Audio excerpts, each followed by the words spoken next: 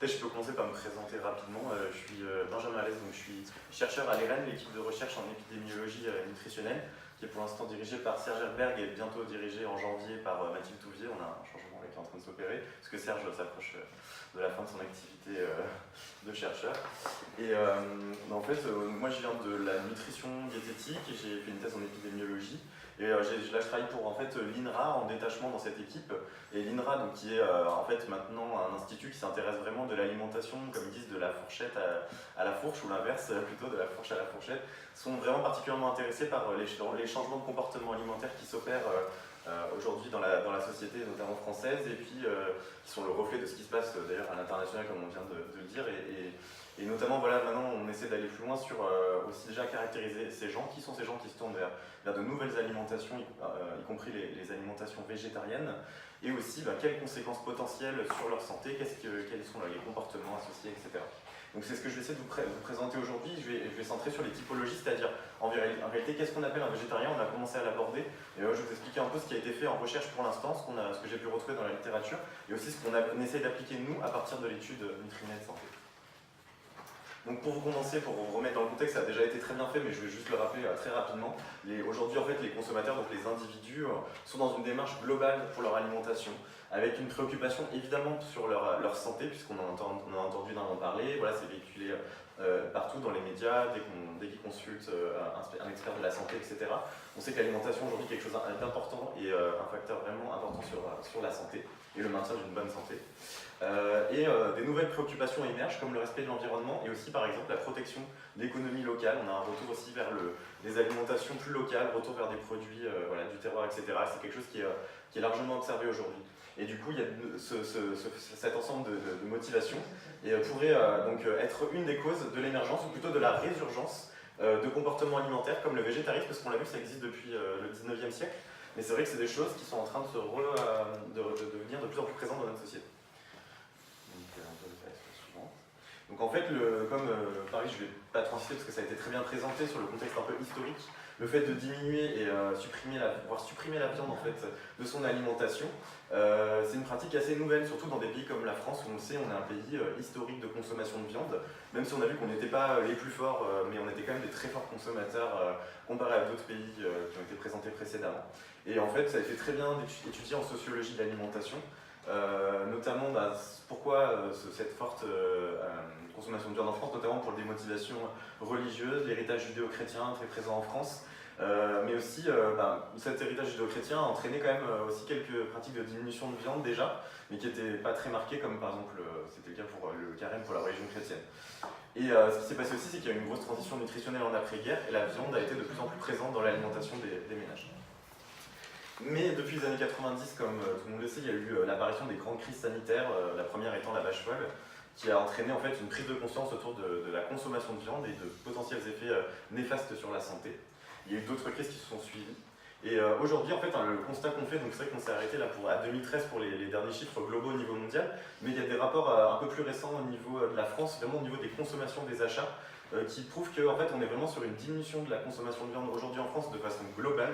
Les gens consomment de moins en moins de viande, en particulier la viande rouge, et se tournent même vers de nouvelles viandes, ou voire une diminution globale, viande rouge et viande blanche par exemple. Viande de volaille sont parfois substituées à la viande rouge, ou même les gens diminuent leur consommation. Et donc, juste avant de partir à cette diapo, je voulais juste parler des prévalences du végétarisme. En fait, on sait qu'en Europe, elle est entre 1 et 10% en fonction des pays. Cependant, les estimations, elles sont assez, pour l'instant, elles sont moyennement fiables, parce qu'en fait, souvent, elles sont faites par des associations végétariennes elles-mêmes. Et c'est vrai qu'on manque aujourd'hui de données vraiment très fiables au niveau de l'Europe, notamment, sur cette prévalence. Par contre, en France, très récemment, l'étude 1K3, donc en 2017, a sorti une prévalence des comportements végétariens de 1,8%. Et du coup, le problème, c'est que voilà, la question qui se pose aujourd'hui, c'est qu'est-ce que le végétarisme et comment peut-on le définir, et surtout bien le définir pour savoir quelles conséquences il peut avoir sur la santé. Du coup, on a aussi beaucoup de recherches qui se sont portées en santé publique, en nutrition, autour des motivations du coup, pour diminuer sa consommation de viande.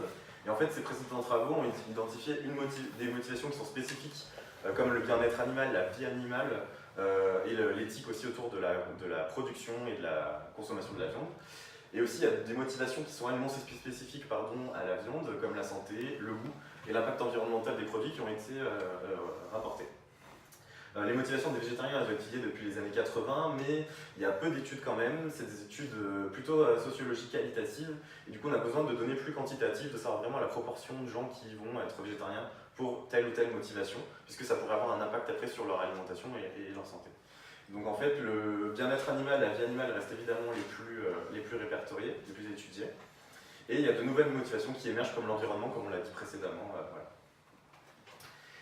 Il y a eu une étude notamment qui a étudié, en fait, qui a essayé de faire des groupes de végétariens en fonction de leur motivation. C'est une étude qui a été faite en Belgique, donc il y avait environ 1500 participants, une majorité de femmes. Et donc dans cette étude, ils ont exclu les gens qui étaient des consommateurs de viande, ils voulaient vraiment se centrer sur les végétariens. Et donc ils ont fait des groupes de semi-végétariens, donc des gens qui étaient flexibles, et des groupes de végétariens stricts. Et donc ils ont interrogé sur leur motivation pour réduire leur consommation et devenir végétarien. Et donc ils ont déterminé 4 grandes catégories, sur les catégories que je vous ai citées, la santé, le goût, les préoccupations pour le bien-être animal et l'environnement. Et dans cette étude, en fait, on peut voir que pour les 4 groupes qu'ils ont identifiés de gens strictement végétariens, on voit que parmi les autres motivations, les motivations autour de la durabilité et de l'écologie sont en train de vraiment être très présentes dans certains de ces groupes. Et pour les motivations de la santé sont également très largement rapportées pour 2 des groupes de végétariens. Donc on voit qu'il y a vraiment une combinaison de motivations aujourd'hui. Et ici, en fait, on voit pour les semi-végétariens, donc les gens plus flexibles, qu'il y a aussi un groupe qui commence à avoir des motivations très importantes pour tout ce qui est écologie. Donc c'est vraiment un fait qui est en train de se produire, c'est ce changement de motivation qui peut induire des nouveaux comportements. Donc ensuite, en recherche, ce qu'on fait, c'est qu'on essaye souvent, nous, dans l'épidémiologie nutritionnelle, de caractériser chaque personne en fonction de sa part de produits végétaux dans l'alimentation. Donc en réalité, tout le monde a un niveau qui parmi différent de produits végétaux dans son alimentation. Donc en fait, là, ici, j'essaie de le résumer sur ce schéma par ce qu'on a appelé un prisme de végétalisation. En fait, on a des gens, voilà, les omnivores, on peut estimer des gens qui consommeraient, c'est assez imaginaire parce qu'en réalité, tout le monde consomme un peu de produits végétaux, vraiment 0% de produits végétaux dans l'alimentation, jusqu'à 100%, donc là on est sur le véganisme pur, vraiment l'exclusion totale des produits animaux. Donc, et entre ces deux extrêmes, on a donc toute une série de comportements, en passant par les flexitariens ou les semi-végétariens, donc les gens qui ont des marges de tolérance sur leur consommation de produits animaux, avec toutes les formes de végétarisme qui ont été citées et sur lesquelles je vais revenir. Donc voilà, c'est vraiment quelque chose de... Pour chaque individu, aujourd'hui, on est capable d'estimer ça dans la recherche en épidémie. Donc nous, dans le contexte de la recherche, il y a un défi qui est quand même la création de ces groupes, parce qu'en fait, on a plusieurs méthodes, plusieurs sources de données possibles, et notamment, il y a un défi majeur qui est en fait comment on fait, parce que les personnes vont se déclarer végétariens, mais en réalité, si on les interroge sur l'alimentation, des fois on peut avoir des surprises, et une personne peut se déclarer végétarienne, et par la suite, quand on fait une enquête alimentaire, déclarer consommer de temps en temps un produit animal, ou voire carrément du steak, des choses qui sont assez... qui ne sont pas du tout inclus d'habitude dans un régime végétarien. Donc après, la question qui se pose, c'est est-ce qu'on définit ou non un seuil de tolérance? Donc est-ce qu'on peut créer des groupes, par exemple, de semi-végétariens, etc. Donc ça, c'est des questions un peu méthodologiques pour nos études. Et qu'est-ce qu'on fait des faux, entre guillemets, végétariens, c'est-à-dire ces gens qui se disent végétariens mais qui en réalité consomment un peu de viande, est-ce qu'on les intègre ou non? Et là, ça dépend vraiment des questions de recherche que l'on se pose. Nous, par exemple, dans notre première étude que je vais vous présenter tout à l'heure, on les a gardés dans un premier temps parce qu'on trouvait ça intéressant de décrire ces gens qui se déclarent végétariens, qui sont-ils, etc. Donc c'est vraiment quelque chose qui peut être discuté en fonction du type d'étude qu'on souhaite mener. Et donc chaque étude fait des choix différents. C'est je pense que vous allez être confrontés si vous avez fait les revues de la littérature à ça, c'est vraiment quelque chose de... Chacun fait un peu sa classification. Donc pour résumer un peu les grands types de classification, donc ces fameuses typologies qui sont utilisées, tout d'abord il y a des typologies qui sont basées uniquement sur l'autodéclaration. Donc je me considère végétarien, vegan, pesco-végétarien, etc. On va vraiment demander aux gens. Ou alors on peut demander j'exclus tous les produits animaux sans citer le mot végétarisme. Voilà. Donc ça c'est une façon de les repérer dans les études.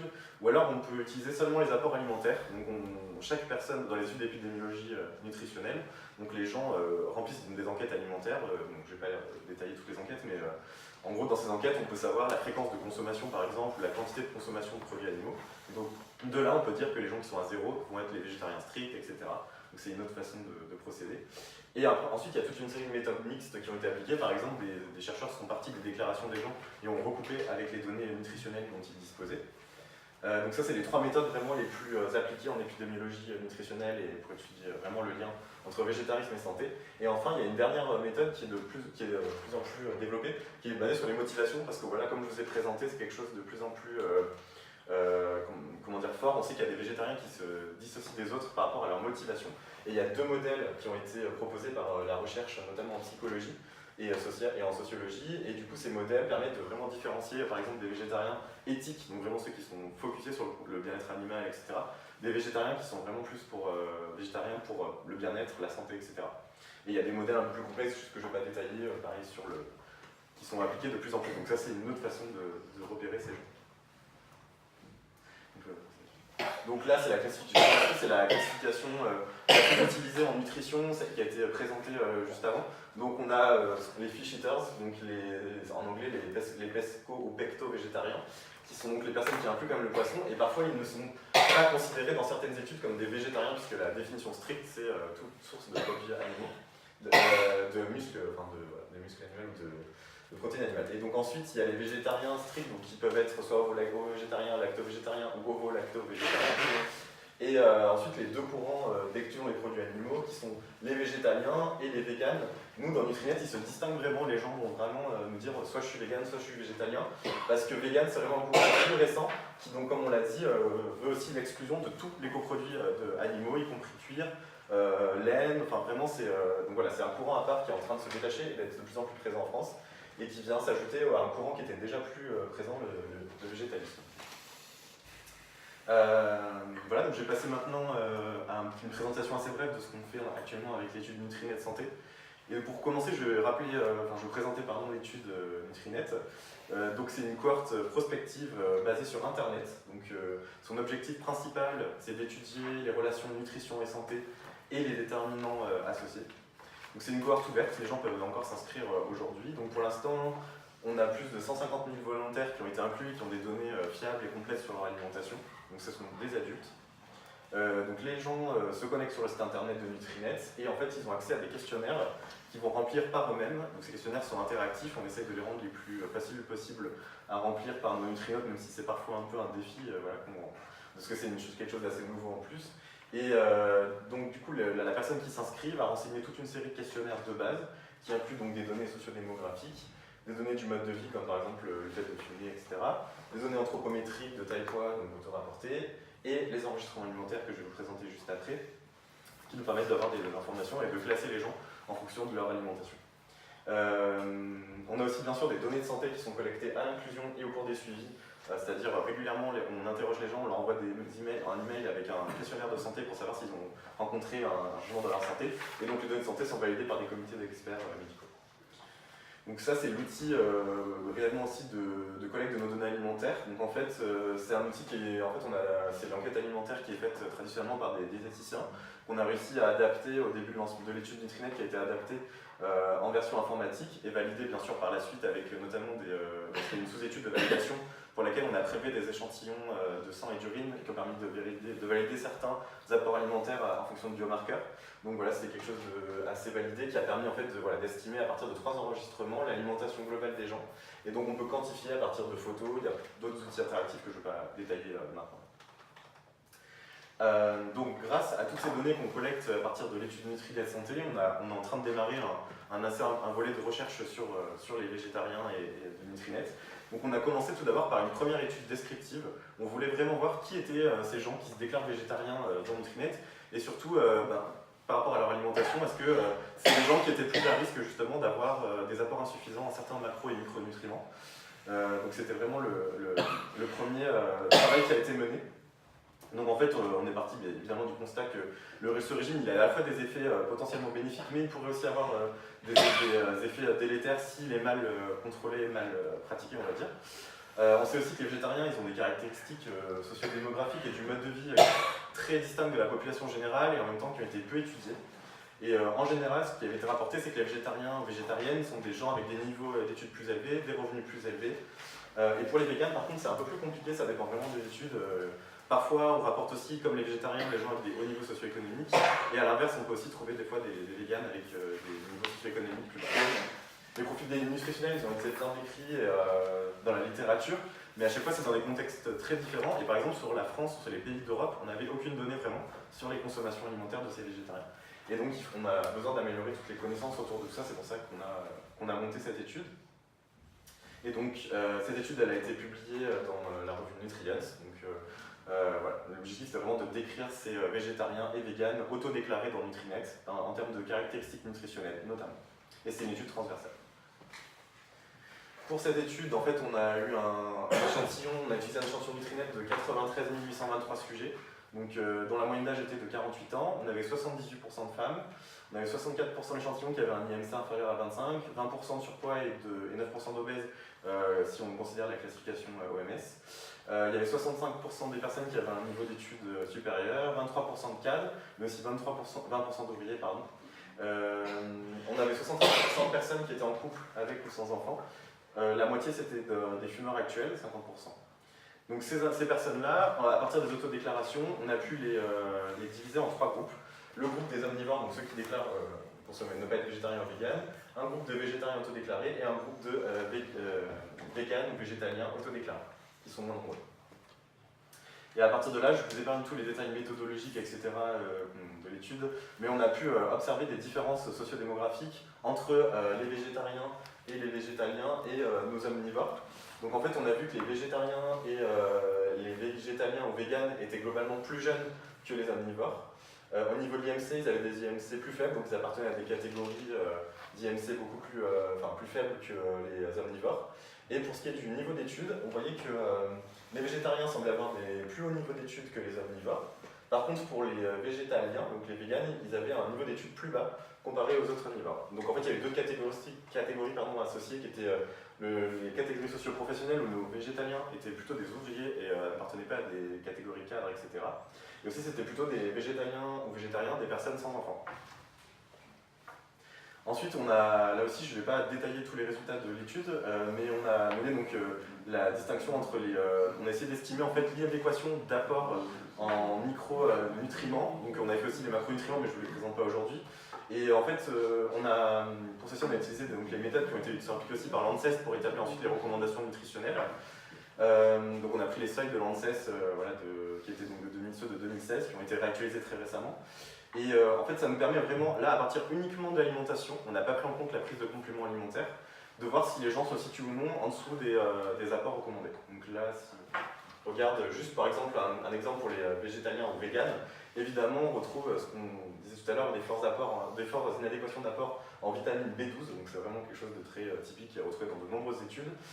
Par contre, on voit que pour ce qui est de la prévalence d'inadéquation pour des vitamines comme la vitamine C et E qui sont très présentes dans les végétaux, donc les vitamines antioxydantes, et qui sont elles très reliées à des effets bénéfiques sur la santé, on voit qu'ils ont des très faibles prévalences d'inadéquation, donc c'est quand même quelque chose d'assez intéressant. Et en fait, en réalité, on voit que, là je ne vous présente pas les résultats détaillés, mais entre les végétariens, eux, ont très peu de prévalence d'inadéquation, des alimentations qui sont assez saines dans Nutrinet, donc ça présage des effets potentiellement bénéfiques sur la santé qu'on va étudier plus tard. Voilà, donc ça c'était avec la première typologie autodéclarée, et désormais pour aller plus loin dans nos travaux et pour rentrer vraiment dans la partie étiologique, donc lien entre végétarisme et santé de façon plus précise, on a décidé d'appliquer une nouvelle typologie plus fine qui est en fait la typologie mixte où on part des déclarations des gens et on va ensuite les reclasser en fonction des apports alimentaires qui ont été estimés comme je vous l'ai montré avant dans Nutrinet. Donc là je ne vais pas détailler aussi cette méthode, mais en gros on a 4 catégories de personnes autodéclarées. Là on avait redemandé aux gens précisément est-ce qu'ils se considéraient pesco-végétariens ou végétariens pour avoir cette nouvelle distinction. Et ensuite à partir de leurs apports alimentaires, en contrôlant chaque groupe alimentaire, viande, charcuterie, poisson, etc., on peut reclasser les gens dans une catégorie inférieure. Si par exemple un végétalien a déclaré consommer un petit peu de produits animaux, on peut le reclasser en végétarien. Si un végétarien a déclaré consommer du poisson, c'est dit pesco-végétarien, mais a consommé du poisson, on peut le reclasser en végétarien, ainsi de suite. Donc ça permet vraiment d'avoir quelque chose d'un peu plus détaillé. Et d'avoir des catégories qu'on appelle ensuite les catégories vérifiées à partir des apports alimentaires. Donc en fait, là, cette typologie-là, elle va être utilisée dans les futurs travaux épidémiologiques qu'on est en train de mener. Donc là, je ne sais pas encore amener les résultats parce que c'est des analyses qui sont en cours. On a juste fini ce projet-là sur les produits transformés. En fait, on a réussi grâce à voir avec cette typologie qu'en réalité, un végétarien peut avoir une alimentation très saine basée uniquement sur des produits bruts, fruits et légumes frais, etc. Alors que d'autres végétariens dans Nutrinet vont à l'inverse consommer beaucoup de produits transformés, même des produits végétaux comme des frites qui sont des produits végétaux mais qui ne sont pas forcément favorables à la santé si on en consomme trop.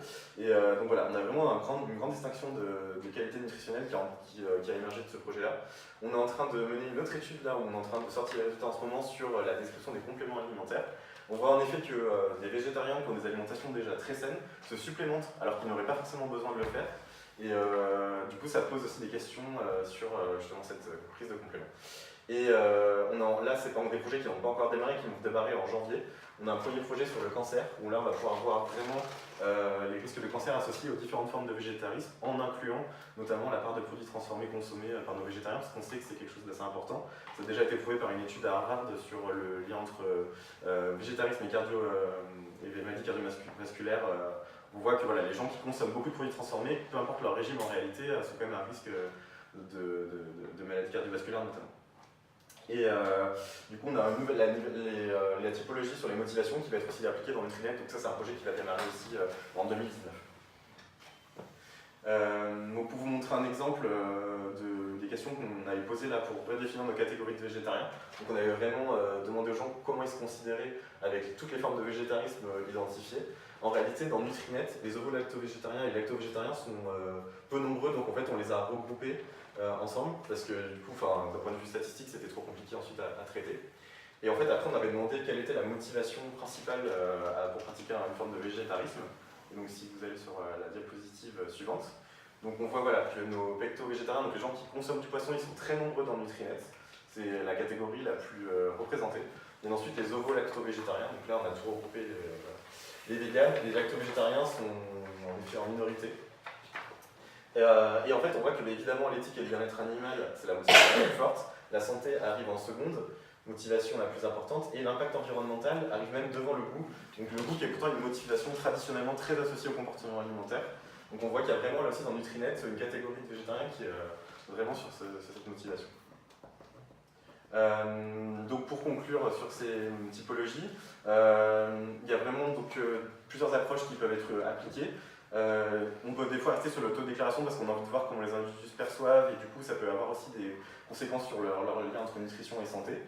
Après il y a d'autres chercheurs ou d'autres scientifiques qui disent qu'il faut absolument vérifier avec les enquêtes alimentaires pour avoir une classification vraiment détaillée. Donc ça c'est deux approches différentes un peu concurrentielles qui sont appliquées aujourd'hui. Il y a des typologies qui ont été largement utilisées, donc comme je vous le disais, mais aujourd'hui on se rend compte qu'il y aurait peut-être besoin d'inclure de nouvelles données pour faire ces typologies, comme par exemple les motivations, parce que ça distingue vraiment les individus, ne serait-ce qu'en termes de qualité nutritionnelle, mais aussi de lien avec la santé. Et donc potentiellement sur des travaux étiologiques, ça serait intéressant de considérer ceci. Et enfin, donc en fait, les perspectives en santé publique et même en pratique clinique, parce qu'en vrai, ce qu'on a envie et nous, ce qu'on espère, le message qu'on voudrait faire passer, c'est qu'il y a des gens quand même qui seraient potentiellement à risque nutritionnel, comme on l'a dit, les femmes enceintes, c'est une des populations typiquement sur lesquelles on n'a pas trop de recul. On a quelques cas qui ont été reportés depuis les années 80, mais en réalité aujourd'hui, avec cette émergence de végétarisme, on ne sait pas vraiment qu'est-ce qui peut se passer. Alors qu'aux États-Unis, ils disent justement qu'on peut être végétarien, qu'il n'y a aucun problème, ils ne font même pas la précision dans leurs recommandations sur le statut de la vie dans lequel on se situe, femme enceinte, personne âgée, etc. Donc nous, on a un petit bémol quand même là-dessus dans l'équipe, on aimerait vraiment attirer l'attention là-dessus. Et au contraire, quelque chose de très important, c'est qu'il y a des gens en réalité qui peuvent être végétariens sans aucun problème pour leur santé, parce que c'est vrai qu'il y a une différence en effet entre le fait d'être vraiment de ne pas avoir des apports insuffisants, de prendre des compléments, et ensuite au niveau biologique, la carence ça s'installe en fait très tard par rapport à le mot m'échappe, mais par rapport au statut de deprivation, déficit. Du coup par rapport au déficit, donc du coup il y a vraiment cette question, il y a une question de santé publique là aussi très importante. Et en fait, ce qu'on se rend compte, c'est qu'aujourd'hui, les végétariens, ils ont quand même accès, notamment en France, à une telle diversité d'offres alimentaires qui serait plus vraiment à risque d'arriver au stade de la carence, qui est vraiment le stade vraiment qui nous gêne. Et donc en fait, voilà, il y a quand même des questions encore en France et dans les pays européens autour de ceci. Et donc, dans un contexte plus large, c'est vrai que si des gens peuvent être végétariens et se maintenir en bonne santé, c'est vrai que pour la durabilité alimentaire et la protection de l'environnement, ce serait quand même quelque chose de plutôt positif, parce qu'on sait que si on continue à consommer autant de viande, voire plus pour certains pays, comme la Chine qui ne consommait pas de viande et qui se met à en consommer énormément, il va y avoir un vrai problème. On le voit actuellement, c'est un gros débat aussi. On parlait des véganes qui attaquent les boucheries, mais il y a aussi toutes les questions de climat qui sont quand même très très présentes dans la société aujourd'hui et les gens sont vraiment de plus en plus sensibles à ça. Donc voilà, il y a vraiment une question aussi plus large au niveau de la durabilité de l'environnement. Voilà. Merci. Merci pour votre attention. Merci. Merci bien.